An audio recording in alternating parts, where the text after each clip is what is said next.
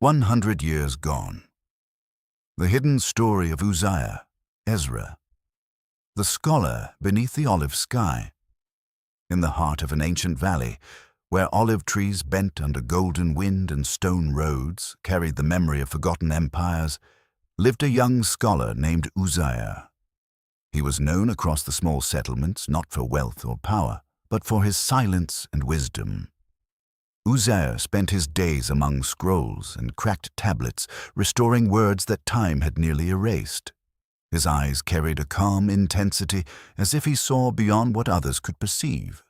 The world around him was restless, kingdoms rising and falling, faiths being tested, but Uzayr remained anchored in knowledge and devotion. One evening, as the sun bled into the horizon, he walked toward a ruined settlement once filled with life.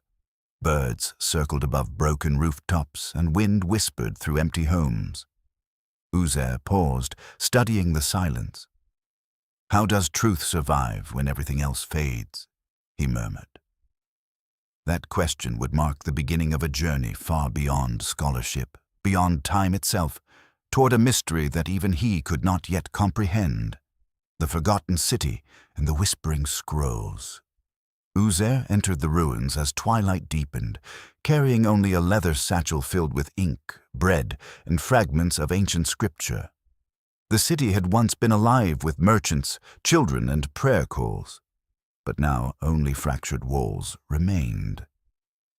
Yet something unusual lingered in the air, an unsettling stillness, as if the place refused to be fully forgotten. Inside a collapsed hall, Uzayr discovered stone shelves buried beneath dust. On them lay scrolls preserved against all logic, untouched by decay. He knelt, gently lifting one.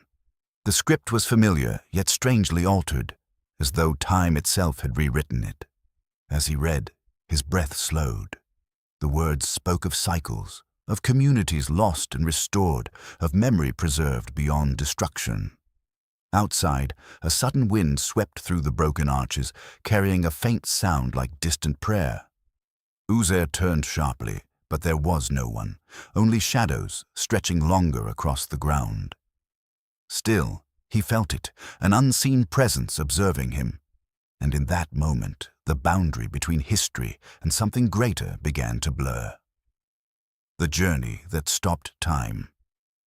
Days passed as Uzayr continued traveling through abandoned regions, each step pulling him deeper into the mystery of forgotten civilizations. He mapped ruins that did not match known histories, cities that appeared in texts but not in surviving records. Yet the most unsettling discovery was not the places. It was the sense that time itself behaved differently around him. One morning, he entered a valley where the air felt heavier, almost suspended. His shadow did not move correctly with the sun. A flock of birds froze mid-flight, hanging in the sky like painted symbols. Uzair's heart raced as he stepped forward, realizing that sound had disappeared completely. Then, in an instant, everything shifted. The valley darkened, and a profound silence enveloped him. When he blinked again, the world had changed. The ruins were gone. Trees stood where stone had been. A settlement now thrived, people walking, speaking, living, but dressed in unfamiliar garments. Uzayr realized with growing disbelief that he had crossed not space, but time itself.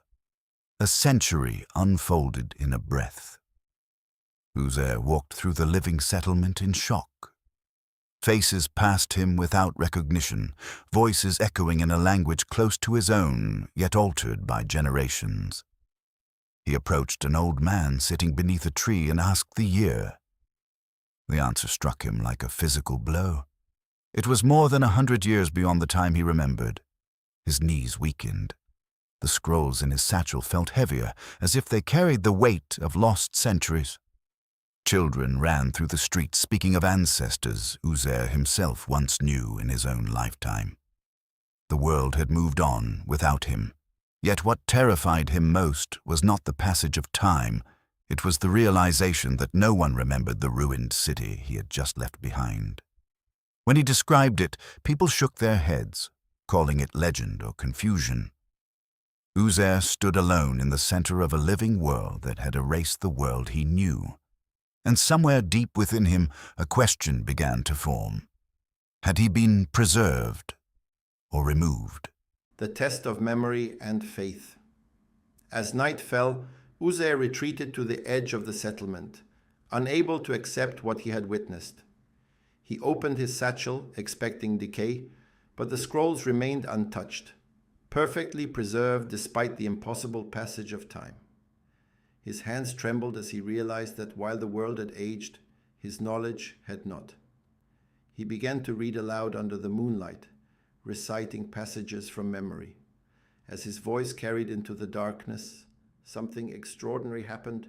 Faint echoes responded, not voices but impressions, like fragments of forgotten reality reacting to his words.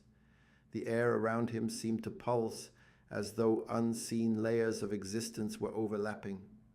Uzair fell into prayer, overwhelmed by confusion and awe. Was this punishment, preservation, or a sign beyond human understanding? He questioned his own senses, yet the scrolls remained real, the world remained altered, and his existence remained unchanged. That night, Uzair understood something unsettling. Truth does not always survive through memory alone, but through forces beyond human control. The return to the ruins. Guided by an inner pull he could not explain, Uzair returned to the place where the forgotten city once stood in his memory. The journey felt longer than before, as though the land itself resisted his return. When he finally arrived, he saw only overgrown land and fractured stone, no trace of the bustling settlement he had witnessed in the past century. He fell to his knees. "Was it ever real?" he whispered. The wind answered only with silence. Yet as he touched the ground, images surged through his mind, visions of the city as it once was, layered over its present ruin.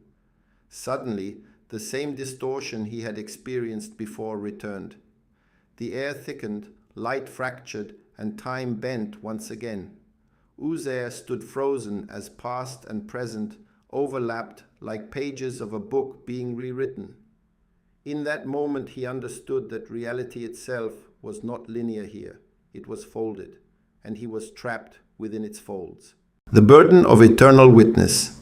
Uzair no longer tried to return fully to his original time. He understood that the cycles he witnessed were not errors. They were design. He began documenting everything, not on fragile scrolls alone, but within his mind, which now felt expanded beyond normal limits.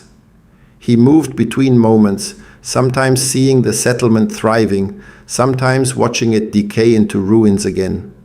People he once spoke to appeared in different forms across different eras, yet none recognized him. Loneliness became his constant companion, but so did clarity. He began to see patterns.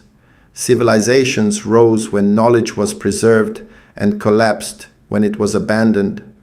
His existence became a thread connecting broken timelines. Still, the burden grew heavier. To remember everything was to carry infinite loss. Yet Uzair refused to forget. For if he did, then all those lives, all those moments would truly vanish. The one who was never forgotten. In the final unfolding of his journey, Uzair stood once more in the valley where everything had begun. The sky above shimmered with overlapping centuries, as if reality itself had become transparent. The voice returned softer now, asking if he wished to remain within time or step beyond it entirely. Uzair closed his eyes. He saw everything he had witnessed, the ruins, the living city, the centuries that separated them, yet were all present at once. "I will remain," he said quietly. "As long as memory exists, nothing is lost." At that moment, the valley stabilized. Uzair did not vanish, nor did he age. Instead, he became something else, a living archive of existence itself. And travelers in later generations would speak of a silent figure sometimes seen in ruins, reading invisible texts beneath the wind. They would not know his name, but unknowingly they would carry fragments of his memory forward, And so Uzair, the man who lived 100 years beyond his time, became not a legend, but a presence woven into history itself, never fully gone. If you enjoyed the story of 100 Years Gone, the hidden story of Uzayr, Ezra, like this video and subscribe for more African legends and forgotten histories. Share this story and tell us in the comments which African legend we should tell next.